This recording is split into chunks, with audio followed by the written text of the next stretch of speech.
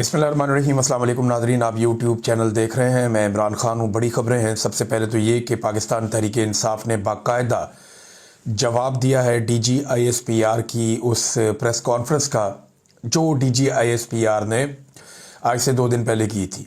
उसके बाद बहुत भूचाल मचा रहा पूरे पाकिस्तान में, हर तरफ रोला पड़ा हुआ था इस प्रेस कॉन्फ्रेंस का। अब पाकिस्तान तहरीक इंसाफ की जानिब से बैरिस्टर गौहर जो चेयरमैन है इस वक्त, और सलमान अकरम राजा जो सेक्रेटरी जनरल है, और असद कैसर, इन तीनों ने प्रेस कॉन्फ्रेंस करके जवाब दिया है। और जो अहम चीज़ें हैं वो मैं आपके सामने रखता हूँ। देखें, DG साहब ने जो प्रेस कॉन्फ्रेंस की वो 3 घंटे से ज़्यादा की। ये चंद जुमलों में उस पूरी का जवाब है। नंबर 1, इन्होंने कहा जी दहशतगर्दों और दहशतगर्दी के पाकिस्तान तहरीक इंसाफ खिलाफ है। हर हमला जो होता है, जो दहशतगर्द करते हैं, वो पाकिस्तान के ऊपर होता है और उसका पाकिस्तान को नुकसान होता है। और पाकिस्तान तहरीक इंसाफ हर दहशतगर्द हमले के खिलाफ है, उसकी मजम्मत करती है। अब DG कहते हैं कि एक जमात पर हमला क्यों नहीं होता। यानी DGISPR ने देखे ना, ये कहा कि एक जमात है उसके ऊपर हमला क्यों नहीं होता। और दूसरी तरफ वो जमात क्या कह रही है? वो जमात कह रही है कि हर हमला पाकिस्तान पर हमला होता है। तो एक ऐसी सोच जो कौमी सोच है उसमें कितना फ़र्क होता है, और एक जो सियासी सोच है, यानी DGISPR जिनकी एक कौमी सोच होनी चाहिए, वो कौमी सोच नहीं है, वो एक सियासी सोच है ऐसा लगता है। और PTI ने जिम्मेदारी का मुजाहरा किया। वो ये कहते हैं जी हर हमला पाकिस्तान के ऊपर हमला है। दूसरा नुक्ता उनका ये है कि हम मासूम लोगों की नकल मकानी और उनकी शहादतों को कबूल नहीं कर सकते। ये जो कुछ भी आप करना चाह रहे हैं, नकल मकानी करवाना कि लोग निकल जाएं अपने इलाके खाली करके और मासूम लोग मारे जाएं, निहत्ते लोग मारे जाएं आपकी पॉलिसी के नतीजे में, हम ये कबूल नहीं करेंगे। नंबर 3, उन्होंने कहा जी कि हम पर अफसोसनाक इल्ज़ामात लगाए गए। सोशल मीडिया और प्रेस कॉन्फ्रेंस में ये सब कुछ ना किया जाए, मुतल्लका फोरम पर आएँ, वहाँ बात करें। हम उम्मीद करते हैं कि आइंदा ऐसी प्रेस कॉन्फ्रेंस नहीं होगी और ना हमें इसका जवाब देना पड़ेगा। ये बड़ी सेन अप्रोच है। DGISPR का बनता नहीं है कि पॉलिटिकल प्रेस कॉन्फ्रेंस करें आके। अगर कोई चीज़ ऐसी है तो मुतल्लका फोरम है, वहाँ पर आके आप डिस्कस कर लें। नंबर 4, उन्होंने कहा जी 21 जमातों का एलामिया था। पाकिस्तान तहरीक इंसाफ अकेली ये नहीं कहती कि आपका तरीक़ाकार गलत है। ये 21 सियासी जमातों का एलामिया था, और वो जो 21 जमातें हैं उनका एलामिया बाकायदा असद कैसर ने सहाफ़ियों के हवाले भी कर दिया। उन्होंने कहा जी अमन जरगा में तमाम फरीकैन को हमने दावत दी और वहाँ इत्तफाक किया गया कि दहशतगर्दी के खिलाफ मौजूदा पॉलिसी जो एस्टेब्लिशमेंट की है, जो बंद कमरों में बन रही है, वो पॉलिसी गलत है। नंबर 5, एक और बड़ी इंपॉर्टेंट उन्होंने बात की। उन्होंने कहा जी दहशतगर्दी समेत किसी भी मामले पर मुज़ाकरात में इमरान खान को बाहर नहीं रखा जा सकता। देखिए ना, इमरान खान के बदतरीन मुखालिफिन है। अगर आसिम मुनीर साहब से भी आप पूछेंगे कि पाकिस्तान में सबसे ज़्यादा मकबूल कौन है या अवाम सबसे ज़्यादा बात किसकी सुनती है, तो आसिम मुनीर साहब कभी भूल कर भी अपना नाम नहीं ले सकते। वो यही कहेंगे कि इमरान खान ऐसा आदमी है जिसकी पूरा पाकिस्तान बात सुनता है। फिर एक और बात उन्होंने कही, उन्होंने कहा कि पाकिस्तान तहरीक इंसाफ या इमरान खान वो वाहिद जमात है जो इस वक्त अवाम और इदारों के बीच में जो खलीज मौजूद है उसको पुर करने के लिए किरदार अदा कर सकते हैं। वरना ये खलीज कम नहीं होगी, लोग और मजीद नफरत करते जाएंगे। वो सियासत की वजह से होती है। देखिए, जनरल बाजवा ने अपनी रिटायरमेंट से चंद दिन पहले ये कहा था कि पाकिस्तान की फौज से पाकिस्तानी लोग प्यार नहीं करते। इस किस्म का एक उन्होंने गिला किया था। अल्फाज शायद मेरे आगे पीछे हो जाएं। तो उन्होंने कहा उसकी वजह यह है कि हमने बहुत ज़्यादा सियासत में मुदाखलत की है। तो ये वाला गंद तो जनरल बाजवा ने खुद भी मारा था, अभी भी मारा जा रहा है। अच्छा जी, एक और उन्होंने जो गिला किया, उन्होंने कहा जी मरकज़ी हुकूमत खैबर पख्तूनख्वा के फंड्स फराहम नहीं कर रही और खैबर पख्तूनख्वा का पैसा रोक कर बैठे, जिसकी वजह से अवाम की तरक्की पर पैसा नहीं लगाया जा सक रहा। क्योंकि एक और नुक्ते में उन्होंने कहा कि ये DGISPR ने कहा कि दहशतगर्द पैसों के गुलाम है। को $400 दे तो इधर बंदा मार देते हैं, $600 दे तो उधर बंदा मार देते हैं। तो अगर ये बात ठीक है तो इसका सादा सादा मतलब ये है कि वहाँ बेरोज़गारी है, बेरोज़गारी ख़त्म की जाए, गुर्बत है, गुर्बत ख़त्म की जाए, ताकि लोग दहशतगर्दों के साथी बनने की बजाय अमन व अमान की ज़िंदगी को तरजीह दें। ये जनाब एक प्रेस कॉन्फ्रेंस थी और बड़ा तफसीली उन्होंने सारी चीज़ें सामने रखी। मेरे ख्याल में DGISPR को ना अब सियासी प्रेस कॉन्फ्रेंस करने से तौबा करनी चाहिए। इससे बयानिया नहीं बनता, उल्टा नुकसान हो जाता है। और देखें ना, ये DGISPR तो चला जाएगा, अब अहमद शरीफ है आज DGI SPR, कल इनके वालिद फौज में हो सकते थे, परसों कोई और था, उससे पहले कोई और था, उससे पहले कोई और था, सारे चले गए। अब जनरल बाजवा जो गंद मार के गया है वो फौज की तारीख का हिस्सा बन गया। जनरल मुशर्रफ ने जो बेशर्मी की है वो फौज की तारीख का हिस्सा बन गई। जनरल ज़ियाउल हक ने जो इस कौम के साथ बेशर्मी की वो इस तारीख का हिस्सा बन गई। याह्या खान ने जो बगैरती की वो भी इस तारीख का हिस्सा बन गई। तो ये अहमद शरीफ साहब भी रिटायर हो जाएंगे, लेकिन जो कुछ वो कर रहे हैं ये तारीख का हिस्सा बन जाएगी और इदारे के ऊपर एक दाग और लग जाएगा। तो बजाय इसके कि दागदार करें, रुकें, अपने आप को होल्ड करें, गुस्से पे काबू पाएं और एक सियासी जमात से लड़ना आप बंद कर दें। सियासी जमात अवाम के हाथों तबाह होती है, इदारे उसको तबाह नहीं कर सकते, आपसे होगा नहीं। नाज़रीन, तहरीक तहफ़्फ़ुज़ आईन पाकिस्तान का एक काफिला जो इस्लामाबाद से लाहौर की जानिब रवाना हुआ, ऐसा लग रहा था कि GT रोड के ऊपर एक जंग लगी हुई है। जगह जगह GT रोड पे पुलिस के नाके, जगह जगह पुलिस की नफरी खड़ी है और इस काफिले के साथ साथ एक डबल केबन डाला और एक कार, उसके अंदर मखसूस नामालूम लोग और उनकी हिफाजत के लिए चंद गाड़ियां और बीच में पुलिस की एक लेयर, ये भी इस्तेमाल की गई। अब इन बंदों की, नामालूम लोगों की ड्यूटी क्या है? ये गाड़ियां तोड़ देते हैं। यानी जहां पे भी देखते हैं पाकिस्तान तहरीक इंसाफ की या तहरीक तहफ़्फ़ुज़ आईन पाकिस्तान की गाड़ियां काफिले में शामिल हो रही हैं, ये गाड़ियों को डंडे मार के तोड़ते हैं और भाग जाते हैं। ये गाड़ियां तोड़ रहे हैं ताकि काफिले के अंदर गाड़ियां शामिल ना हो सकें, और अगर आगे कुछ लोग इस काफिले में शामिल होना चाहते हैं तो अपनी गाड़ियां छोड़ दें या छुपा लें और काफिले का हिस्सा ना बनेंगे। यहां तो गाड़ियां टूट रही हैं। देखिए, ये जो है ना, सबसे पहले ये सिलसिला आजमाया गया मौजूदा फस्तायत के दौर में। 2014 में ये किया था गुल्लू भट्ट ने पुलिस के साथ मिलकर। मिनहाजुल कुरान के बाहर बहुत सारे लोगों की गाड़ियां खड़ी थी, इन्होंने गाड़ियां तोड़ना शुरू कर दी, ये सोच करके मिनहाजुल कुरान के अंदर जो लोग मज़ामत कर रहे हैं, जब वो अपनी गाड़ियां टूटती हुई देखेंगे तो वो गाड़ियों में बैठ के भाग जाएंगे और वो यहां नहीं आएंगे, या मजीद लोग जो यहां आने का सोच रहे हैं गाड़ियां लेकर, वो यहां नहीं आएंगे। तो ये गुल्लू भट्ट ने और पुलिस ने ये फार्मूला सबसे पहले इस्तेमाल किया था मॉडल टाउन में। अच्छा, उसके बाद ये इस्तेमाल हुआ 2022 में 25 मई को यास्मीन राशिद साहिबा की गाड़ी तोड़ी गई, बहुत सारी और गाड़ियां तोड़ दी गई। फिर ये फार्मूला इस्तेमाल किया गया 2023 में मार्च के महीने में जमान पार्क में, वहां बहुत गाड़ियां तोड़ी पुलिस ने, बल्कि कुछ लोगों की एक एक दर्जन गाड़ियां टूट गई। सैकड़ों गाड़ियों के शीशे इन्होंने तोड़े, गाड़ियों को तबाह कर दिया, और ये इसलिए किया ताकि लोग अपनी गाड़ियां लेकर ही ना आए। उसके बाद 9 मई को इसी तरह के नामालूम अफराद को इस्तेमाल किया गया, और 9 मई में आप कुछ ऐसे मनादिर देखते हैं जहां के गुल्लू भट्ट टाइप के लोग, जो सरकारी लोग हैं, वो मुंह पे नकाब पहन के गाड़ियां तोड़ रहे हैं, और वो सारी गाड़ियां भी PTI के खाते में डालनी और बाद में कहा ये फितना जमात है। हालांकि वो गाड़ियां तोड़ने वाले नामालूम अफराद थे, उनके जूतों से, उनकी चाल ढाल से, उनके नकाब पहनने से सब पता चलता है। तो वहां इन्होंने बड़ी तबाही फेरी थी। उसके बाद आप आ जाएं 9 मई के बाद, ये बार बार गाड़ियां तोड़ने का सिलसिला जारी रहा, और आज भी हम वही देख रहे हैं कि नामालूम अफराद जो है वो गाड़ियां तोड़ रहे हैं। ये पंजाब में होता है और ये बार बार होता है। इसको बतौर एक हथियार इस्तेमाल किया जा रहा है, लोगों के घर तोड़ दो, उनकी गाड़ियां तोड़ दो। और हालत इनकी ये हो गई है कि जो काफिला है उसको छोटा करने के लिए, कि कहीं पे कोई इस्तकबाल ही ना करने के लिए इकट्ठे हो जाएं, उसे रुकने नहीं देते, कहते निकलो निकलो बस, जाओ जाओ जाओ यहां से जाओ। वो अल्लामा राजा नासिर अब्बास साहब रुके, उन्होंने कहा जी मैं मस्जिद में नमाज पढ़ लूँ, तो पुलिस वाले कहते हैं ये होगी आपकी नमाज, जाएं आप यहाँ से। क्योंकि हर पुलिस वाले को मुसीबत पड़ी हुई है कि अगर ये थोड़ी देर रुकेंगे, लोगों को पता चलेगा, लोग यहाँ पे इकट्ठे हो जाएंगे, लिहाजा इनको निकालें जितनी जल्दी होता है। अल्लामा राजा नासिर अब्बास साहब के बेटे को गिरफ्तार किया गया, हिरासत में लिया गया। अचकज़ई साहब के बेटे के लिए भी यही सब कुछ किया गया।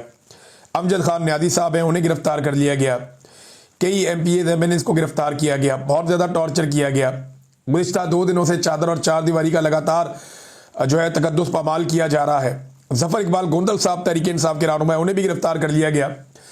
ये सहाफ़ी मोहम्मद उमैर साहब ने भी और दीगर सहाफ़ियों ने भी खबर दी है कि पाकिस्तान तहरीक इंसाफ के हंजरवाल में कारकुन राशिद यूसुफ, उनके घर के ऊपर पुलिस अटैक करती है, उनकी हालत ख़राब हो जाती है। पुलिस अटैक करती है, हमला करती है, कोशिश करती है गिरफ्तार करने की, उनकी हालत इतनी ख़राब हो जाती है कि उन्हें अस्पताल पहुंचाया गया और वो उनकी जान नहीं बच सकी, वो फौत हो गए। तो एक और पॉलिटिकल कारकुन ये पुलिस गर्दी की नज़र हो गया पंजाब में। तो आईजी पंजाब के दामन पे एक और सियासी कारकुन का खून लग गया। आईजी को अभी तक जिले शाह सोने नहीं देता। तो आईजी को नींद कैसे आती होगी? एक के बाद एक सियासी कारकुन वो कत्ल कर रहे हैं। यानी इस आदमी का कोई जुर्म नहीं है, वो मुजरिम नहीं है, कोई मंशियात फरोश नहीं है, कोई असले का स्मगलर नहीं है, कोई दहशतगर्द नहीं है, लेकिन पुलिस दहशतगर्दों की तरह लोगों के घरों पे धावे बोलती है, चीज़ें तोड़ती है, लोगों की हालत ख़राब हो जाती है। अब ये शख्स जो है इसको अस्पताल पहुंचाया गया और इनका इंतकाल हो गया सहाफ़ी मोहम्मद उमैर साहब की खबर के मुताबिक। ये है नाज़रीन सूरत हाल। अब ऐसे में हुकूमत कहती है कि वो मुज़ाकरात करेगी। आपको लगता है कि ये कोई सेन अप्रोच है कि एक तरफ आप मार कुटाई कर रहे हैं, दूसरी तरफ आप कह रहे हैं मुज़ाकरात होंगे?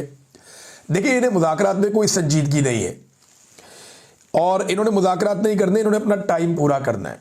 और टाइम पूरा करने के लिए मार कुटाई भी करेंगे, जुल्म भी करेंगे, जबर भी करेंगे। ये 5 साल इन्होंने किसी तरह गुजारना है और फिर इन्होंने अवाम के रद्द-ए-अमल को रोक कर रखना है।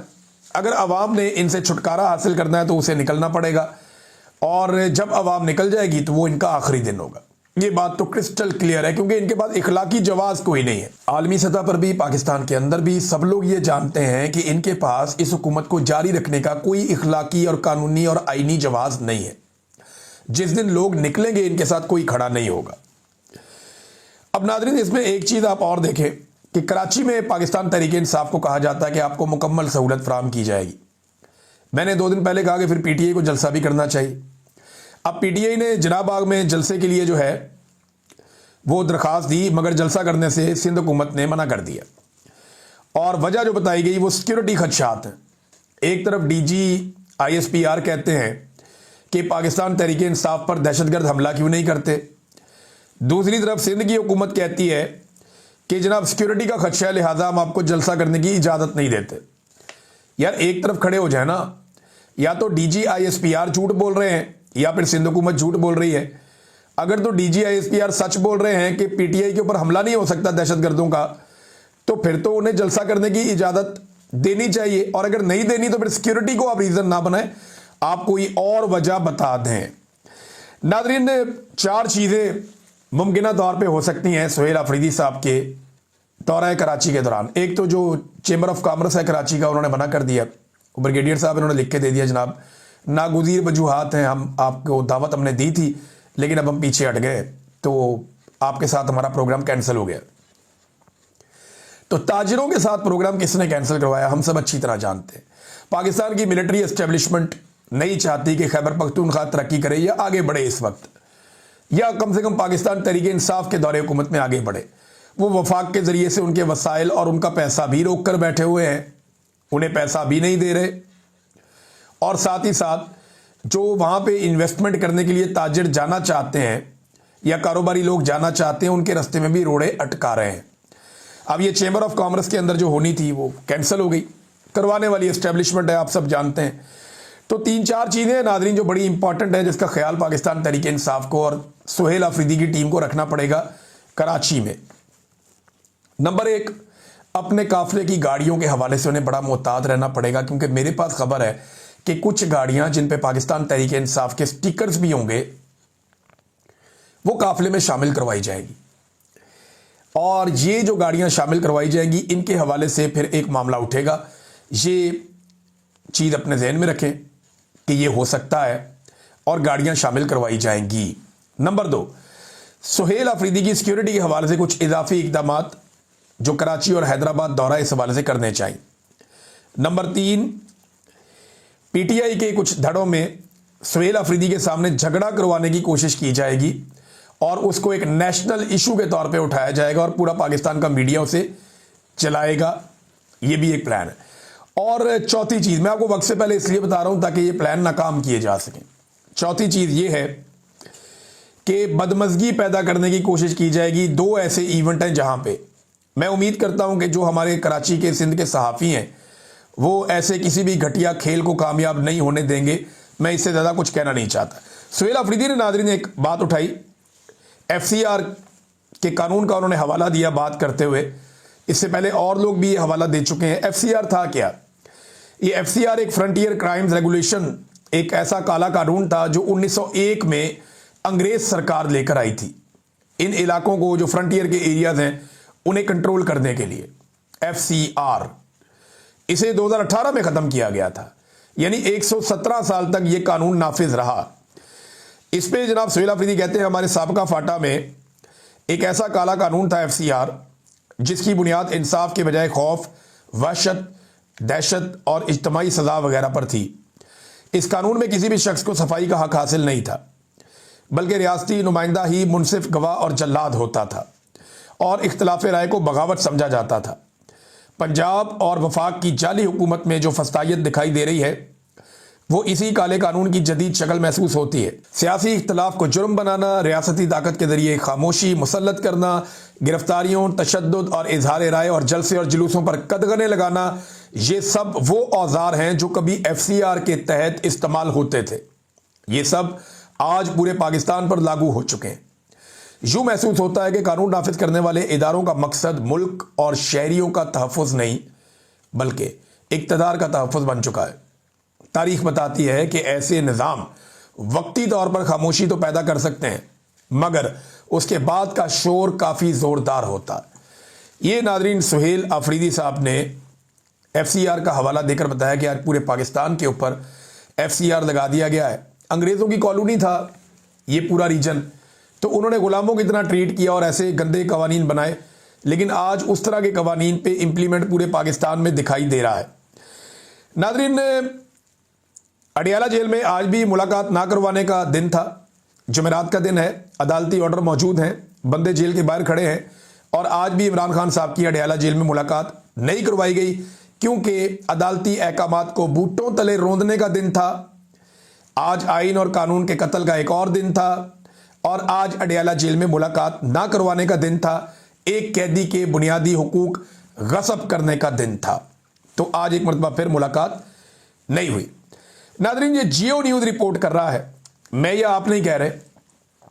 रिपोर्टिंग के मुताबिक जो 20 किलो आटे का थैला है, जो इमरान खान साहब के दौरे हुकूमत में 1100 रुपए का बहुत महंगा हुआ करता था, 1100 रुपए का आटे का थैला जो इमरान खान साहब के दौरे हुकूमत में बहुत महंगा हुआ करता था, अब उसकी कीमत 2400 रुपए से बढ़ के 2600 रुपए हो गई है। काफी संभाल लिया पाकिस्तान को फील्ड मार्शल आसिम मुनीर और उनकी टीम ने। इस कामयाबी का सेहरा भी फील्ड मार्शल आसिम मुनीर और उनकी पूरी टीम को जाता है कि वो आटा जो इमरान खान के दौर में, मेरी बात जनरल बाजवा को भी दे दें थोड़ा क्रेडिट, क्योंकि आगाज तो उसी ने किया था। तो 2022 में जो 1100 का आटा बहुत महंगा होता था, अब 2600 रुपए का सस्ता आटा मिल रहा है। इसमें बड़ी बरकत है, क्योंकि हाफिज सैयद आसिम मुनीर साहब ताहयात इस्तिस्ना वाले मौजूद हैं पाकिस्तान में, और ये उन्होंने पाकिस्तान को अपनी टीम के साथ मिलकर संभाल लिया। नाज़रीन, एक और खबर, ये बिजली की कीमत में 2.25 रुपए से जायद का मजीद इजाफा कर दिया गया, मजीद बिजली महंगी कर दी गई। 33.38 रुपए, 33 रुपए 38 पैसे, ये बुनियादी यूनिट की कीमत है। अब इससे आधे से भी बहुत कम पैसों में इमरान खान के दौर में मिलता था। इमरान खान के दौर में जो यूनिट की बुनियादी कीमत थी वो बहुत कम थी, इससे आधे से भी बहुत कम थी, लेकिन आज दुगने से ज्यादा सिर्फ बुनियादी यूनिट की कीमत हो गई है, बेसिक यूनिट जो है एक बिजली का। और फिर जैसे ये स्लैब सिस्टम है, उसके जरिए तो इन्होंने तबाही फेर दी है। आवाम को इन्होंने बिजली के बिलों के बोझ तले दबा के मारने का प्लान बनाया हुआ है। कभी गैस महंगी करते हैं, कभी बिजली महंगी करते हैं, यानी अल्टरनेट डे पे खबर आती है। एक दिन आती है पेट्रोलियम लेवी बढ़ गई, अगले दिन आती है गैस बढ़ गई, अगले दिन आती है आटा बढ़ गया, अगले दिन आती है बिजली बढ़ गई, फिर वापस रिवर्स लगता है, फिर चीनी बढ़ गई, अब इसके बाद जनाब आटा बढ़ गया।